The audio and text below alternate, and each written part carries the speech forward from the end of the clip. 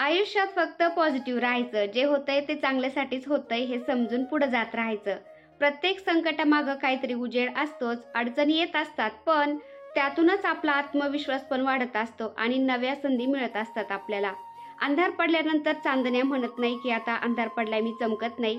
अंधारात सुद्धा चांदण्या चमकत राहतात. कितीही संकट आले तरी पण आपण पण चांदण्यासारखं चमकत राहायचं. जगण्याचा प्रवास म्हणजे छोट्या छोट्या अनुभवांचा संगमच म्हणायचं, जे आपल्याला पुढे वाटचाल करण्यासाठी प्रेरणा देतात. विश्वास ठेवायचा आपल्या स्वतःवर आणि प्रत्येक पाऊल चालत राहायचं. प्रत्येक पाऊल आपल्या स्वप्नांच्या जवळ जातो हे समजूनच चालत राहायचं. आता वेळ तुमची नाही म्हणून सोडून कधीच द्यायचं नाही. प्रयत्न करत राहायचं. भले जिंकायला थोडा वेळ लागतो, पण त्याआधीच हार कधीच मानायची नाही. नमस्कार मंडळी, मी छाया. आपल्या सर्वांचं आपल्या आणखीन एका नवीन व्हिडिओमध्ये अगदी मनापासून स्वागत करते. तर आणखीन एका नवीन दिवसाची मस्त अशी सकाळ सकाळ सुरुवात झालेली आहे आणि व्हिडिओला पण मी सकाळी सुरुवात केली.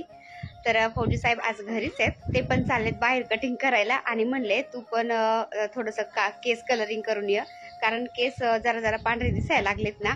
मुलांना पण अभ्यास असतो आणि एकटीला मला काही कलर करता येत नाही. केस हे समोरचे आपण करू शकतो, पण पाठीमागं काही कलर करायला दिसत नाही. त्यामुळे म्हणलं आता गावाल्या ताई आहेत तिथंच पार्लरवाल्या, तर त्यांच्याकडूनच केस कलरिंग करून यावा. तर त्यांच्याकडे चालले मी आता. फौजी साहेब म्हणले मी कटिंगला चाललो तर तुला जाता जाता सोडतो आणि मी पण येताना कटिंग करतो आणि कलर करतो. तर त्यांचे पण केस पांढरे झालेले आहेत. तर आजकाल वयानुसार होतं किंवा पाणी बदल झाल्यामुळं किंवा खाण्यात भरपूर केमिकल काय काय असतं आहे का नाही. मला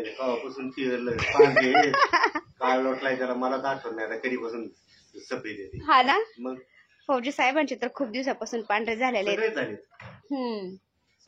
तर ते जम्बूला तिकडे राहायचे ना, त्या पाण्यामुळं त्या वातावरणामुळं त्यांचे केस भरपूर लवकरच पिकलेले आहेत आणि माझे आता आता पिकायला लागलेले आहेत. तर चला दोघं पण नटून येऊ जरा, आहे ना. आम्ही दोघं पण थोडं नटून येतो आता. मेकअप करतो जरा केसांचा, आहे ना. चला दुसरा कोणता मेकअप नाही, हाच एवढा मेकअप. हा एवढाच मेकअप आहे, तेवढाच लय झाला आपल्यासाठी.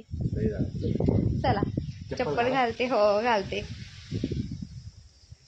तर थोडीशी सर्दी जाणवते मला. वातावरण चेंज झालं ना लगेच नाकाने त्रास होतो. नाकाचं हाड वाढलेलं आहे माझं.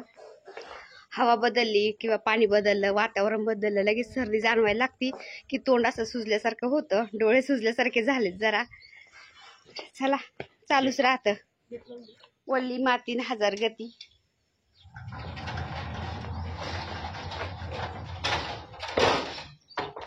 थोडस काम राहिलेलं आहे घरातलं बाकी, पण चला तिथून आल्यावर करू. आलो 5 मिनिटात आलो.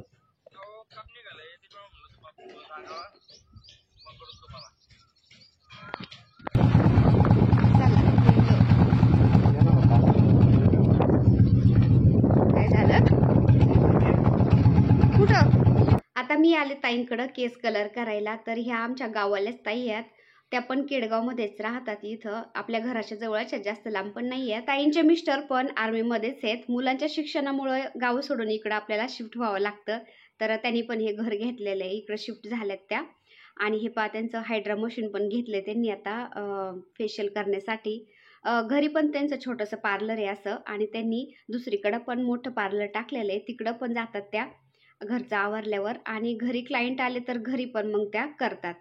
तर घरचं सगळं पाहून, मुलाबाळांचं पाहून आपण लेडीजनी थोडं फार का होईना असं काहीतरी केलं पाहिजे. खूप छान वाटतं मला. तर जास्त नाही पण थोडं का कमवणं होईना, 2 पैसे जरी कमवले तरी आपला स्वतःचा सेल्फ कॉन्फिडंट वाढतो त्यांनी. त्यामुळे मला खरंच असं वाटतं की सगळ्या स्त्रियांनी स्वतःच्या सेल्फ कॉन्फिडन्ससाठी का होईना थोडंफार काहीतरी असं केलं पाहिजे. आता 2 दिवसापूर्वीच 1-2 ताईंच्या कमेंट होते की ताई तू केसांना कोणता कलर लावती, हेअर कलर कसा करते किंवा मेहंदी कोणती लावती. तर ताई हे पहा, आता मी मॅट्रिक्सचा लावत नाही, मी माजरलचाच लावते. पण मॅट्रिक्स पण चांगलं आहे, माजरल पण चांगला आहे कलर. पण माझ्याकडे शिल्लक नव्हतं राहिला ना, त्यामुळे ताईंना म्हणलं तुमच्याकडलाच लावा आता. तर ताईंकडं मॅट्रिक्सचा कलर होता, तर तोच लावणार मी आता. नाहीतर मग तुम्ही बघू शकता, मी स्क्रीनवर दाखवते आता. तर हा माजरलचा कलर मी लावते, 3 नंबरची ट्यूब. आणि मॅट्रिक्सची पण 3 नंबरची ट्यूब घ्यायची.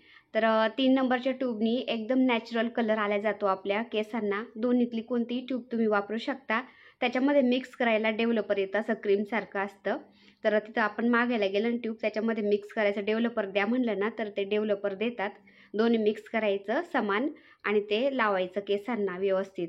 तर एकदम नॅचरल कलर येतो. तुम्ही माझे केस पाहता आता, मी केस धुतलेत आणि त्यानंतर पाहुणे आलेत आता, तर एकदम नॅचरल कलर वाटतोय. आणि आपण जी साधी मेहंदी लावतो ना त्याने काय होतं, केस एकदम लाल दिसतात, चमकतात, ते एकदम कसतरी वाटतं. आणि साधी मेहंदी लावली की केस पण आपले ड्राय होतात, तुटतात, त्यामुळे मी साधी मेहंदी लावतच नाही.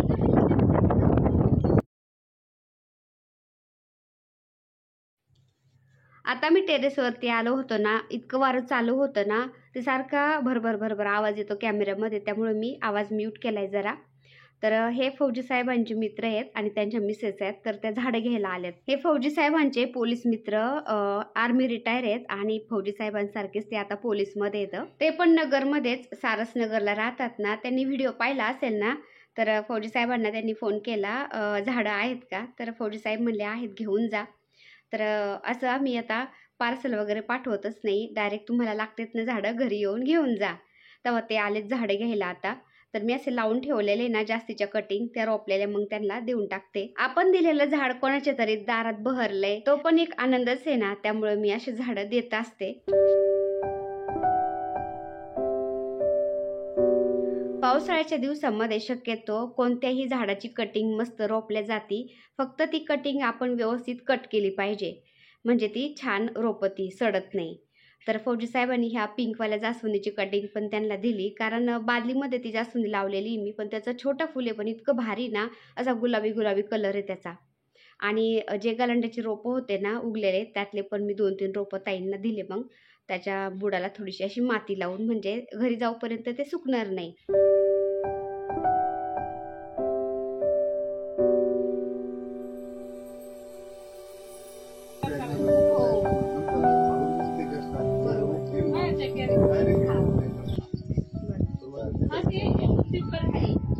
खूप शाईन असते त्याला, 12 महिने ते खूप चमचमत. ते फुटला का फुटला झाडं वाढल्या.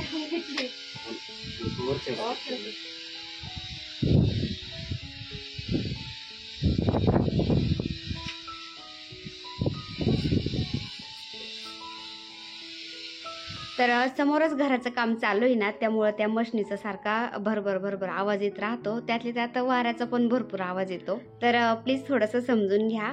आणि फौजी साहेब हे पाहत झाडांच्या कटिंग काढून देते तर त्यांच्या मित्रांना लावायसाठी.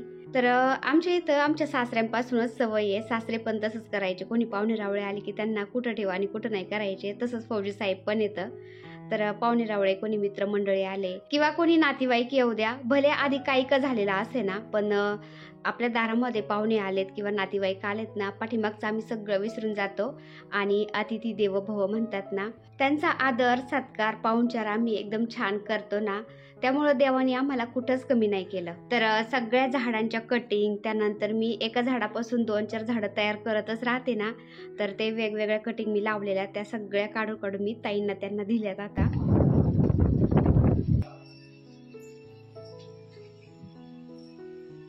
हा, इथं राहायला आलो त्यावेळेस लावलं. हो.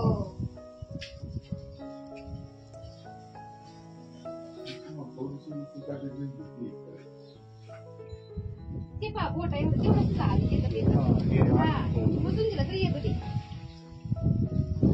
छोटे ऑलरेडी छोटे म्हणते, एवढे नाही देत. आमचं एवढं पाणी येतं, नाही एवढे नाही मोठं येतं.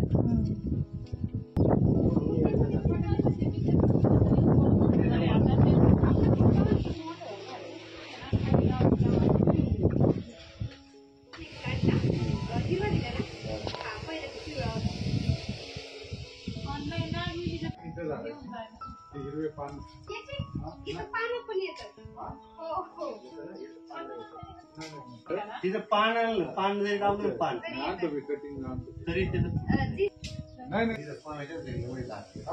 किती काय एवढे लोक येते या बायका येतात फिरायला ना.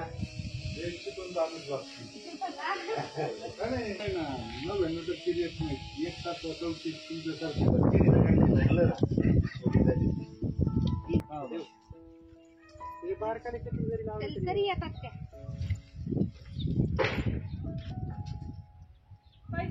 ते सुकून जाणार कटिंग बरं का मग.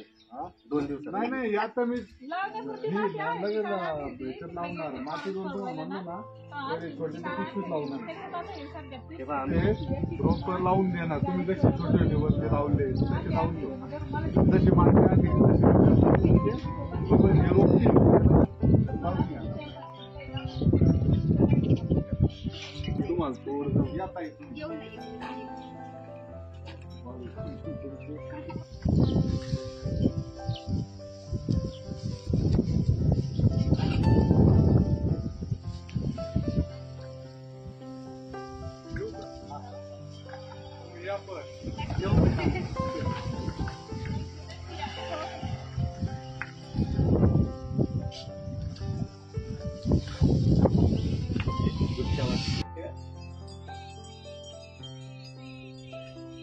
माझा स्प्रे मिळाला. अरे वा. हे पा डॉगी डॉन लय दिसातून आलाय. कुठं गायब झालता रे तू? कुठं गायब झालता? दारामध्ये असे जनावर चरायला आले ना, खरंच इतकं भारी वाटतं ना, खूप प्रसन्न वाटतं. माणसाने कितीही यशाच्या पायऱ्या चढू दे, पण चढताना मागे राहणाऱ्या लोकांशी नक्की चांगलं वागलं पाहिजे. कारण उतरताना ते सगळे आपल्याला परत भेटणार आहेत हे लक्षात ठेवूनच आपण त्यांच्याशी कसं वागायचं हे ठरवायचं. कारण सगळे दिवस कधीच सारखे नसतात बरं का. माणसाच्या आयुष्यामध्ये भरपूर उतार चढाव येतात. त्यामुळेच आपले पूर्वज म्हणायचे, एक म्हण आहे बघा, श्रीमंती आली तर माजू नये आणि गरिबी आली तर लाजू नये. त्यामुळेच आपण कसं वागायचं हे आपणच ठरवायचं असतं. ए डॉगी डॉन, लाड घालतो अग बाई कशी लाड घालती. तर आज आहे 1 जुलै आणि 1 जुलैला असतो महाराष्ट्र कृषी दिवस. तर आपल्या बळीराजासाठी मी 2 शब्द बोलते. ठेवून शेतीचं भान, जीवाचं करतो रान, पिकवतो तू म्हणून वाढलं जातं पान. बळीराजा तू खरी महाराष्ट्राची शान. महाराष्ट्र कृषी दिनाच्या अन्नदाता बळीराजाला खूप खूप शुभेच्छा. काय झालं पायाला? अरे काय झालं रे बघ, काय झालं? पुळे आले ना. तुम्ही गवतात गेलते मगाशी? हा मग ते अस्वल बिस्वल चढला असन वर. हा का? त्या अस्वलाच्या भुऱ्या लागल्या ना, मग ते खाजायला येतं. तर हे पा फौजी साहेब मी बसली होती इथं. फौजी साहेबांच्या एका मित्राचा फौजी साहेबांच्या मित्राचा फोन आला होता की आम्ही झाडं घ्यायला येऊ राहिलोत. तेव्हा आम्ही बाहेर बसलो. म्हणलं आलेत की काय लगेच. तेव्हा बाहेर पाहायला आलो तर ते आलेच नाही अजून. तर आम्ही दोघं पण अशी वाट पाहत बसलोत बरं का इथं. आता येतात मग येतात. तर फोन केला होता त्यांनी, फौजी साहेबांनी. आता म्हणले आलो आलो. आले काय? हो. या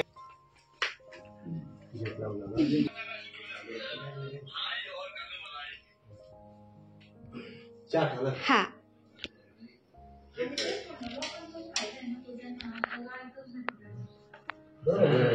सगळं ऐकलं मग काय ते? लाईट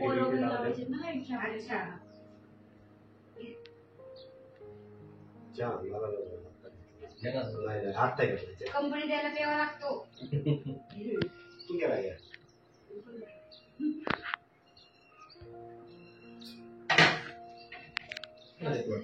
हो. म्हणजे पूर्ण उचललं होतं घरा.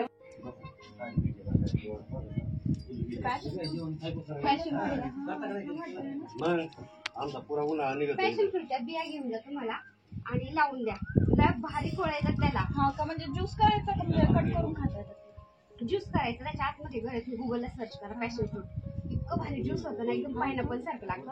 हो. असं एकदम हा म्हणजे ते कमळाचं पान नसतं का ते खायचं? हा एकदम तसंच.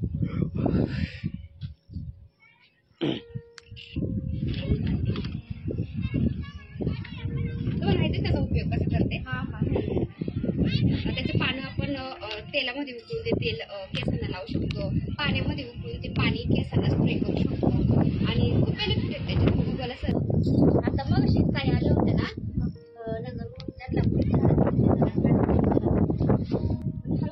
मी पण त्यांना म्हणते आपण करतो ते शांत काय पण नको बोलत तू. कटिंगच येते त्याची. त्या काय तिकडं मी लावली ना ती आधी एवढं फुल येतं त्याचं पिवळं असं गुलाबी कलरचं.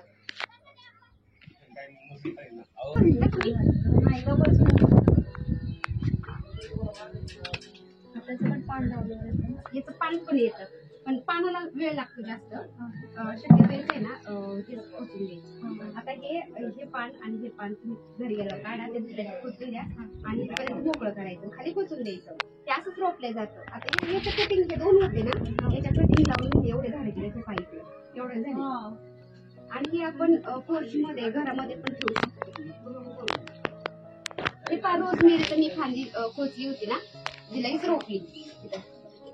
रोजमेरीचं झाड बघ त्याच्यात ते मोठं झालं. हा, त्याच्या कटिंग मी कापून आहे ना असं याच्यात लावत असते. कुठं पण खोचून देते, ते फुट होतं लगेच.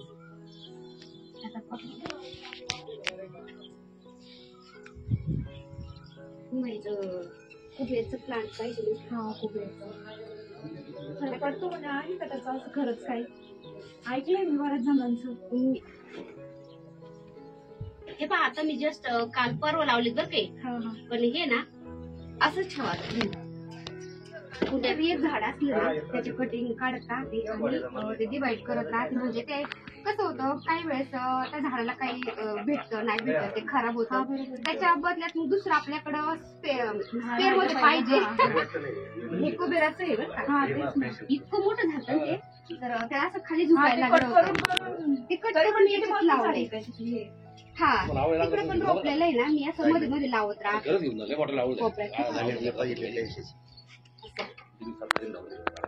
आधी लावलं होते, कटिंग मध्ये मध्ये लावत राहते. मस्त एकदम फ्रेशच वाटतं. फ्रेश वाटतं. म्हणजे याच्या 2 मुळ्या जरी लावल्या ना तरी ते एवढं होतं. आता त्या कॉइन प्लांट तुम्हाला दिलाय ना, त्याच्यामध्ये तुम्ही अजून डिवाइड करू शकता दुसरीकडे. माठ कशाने कट केलं तुम्ही? होतं का त्या ह्याने एक्स्ट्रा ब्लेड का काय? हेक्सा ब्लेडनी मी हा माठ कट केला आणि खालचा आहे ना मग यांनी ते शेवाळे टाकतात ना त्यांच्याकडून कट करून. कारण हे म्हणजे कोणती लावण्यापेक्षा घ्यायचं छान वाटतं. भारी येतं ते, बाकी भारी दिसते. आणि खाली मनी प्लांट पण मी त्याच्यातच लावलेला आहे मटक्यात. किती भारी आलाय तो. हा, तो खोचलेला. हा, आबोली बी पण आहे. हा बीज झालं. छोटे छोटे रोप लागले नाही, जाऊ द्या मग बीज द्या. ते उपटल्यावर येणार नाही. मला ते रोप आहे मोठं. आहे तिचं पण म्हणजे ना ह्या सपाट नाही येते असं नाही का, त्याच्यावर मग राहत नाही ते हालचं हे आमच्या साहेबांनी मी दोघांनीच केलेले आहे. ते चित्र हाताने काढले. पुजल्यानंतर त्याचा भुसा तिखट लागतं. आम्ही काय केलं, पाण्यामध्ये मिक्स करून सगळ्यांना थोडं थोडं असं. नाही, त्याच्यामुळेच कमी झाला. फंगल लागत त्याला. हा बरोबर. आमचे एकदम आमची भाजीबाई कुण आणते ते, आणि मग ते आणायचं इथं थोडस सुकवायचं, बारीक करायचं आणि मग राख असते गावाकडे ती पण आणते, त्याच्यात मिक्स करते आणि मिक्स करून ठेवले आणि मग ते झाडांना घालते. महिन्यातून एकदा तरी झाडांना खत मुठभर लागतच, नाहीतर मग झाडांना जेवढे फुलं द्यायचेच ना तेवढे येत नाही, चांगले होतच नाही झाड. तर आज 2 वेळा पाहुणे आले झाडं घ्यायला, त्यामुळं मला काही जास्त बाकीचं शूट करताच आलं नाही. जेवढं शूट घेता आलं तेवढं घेतलं. तर चला, आजचा व्हिडिओ मी छोटासा इथंच एंड करते. व्हिडिओ आवडला असेल तर एक लाईक करा. चॅनलवर नवीन असाल तर प्लीज आपल्या चॅनलला सबस्क्राईब पण करा. चला तर भेटूया पुन्हा अशाच एका छानशा व्हिडिओबरोबर. तोपर्यंत बाय बाय. व्हिडिओ बघितल्याबद्दल खूप खूप धन्यवाद सर्वांचे. सर्वांना श्री स्वामी समर्थ.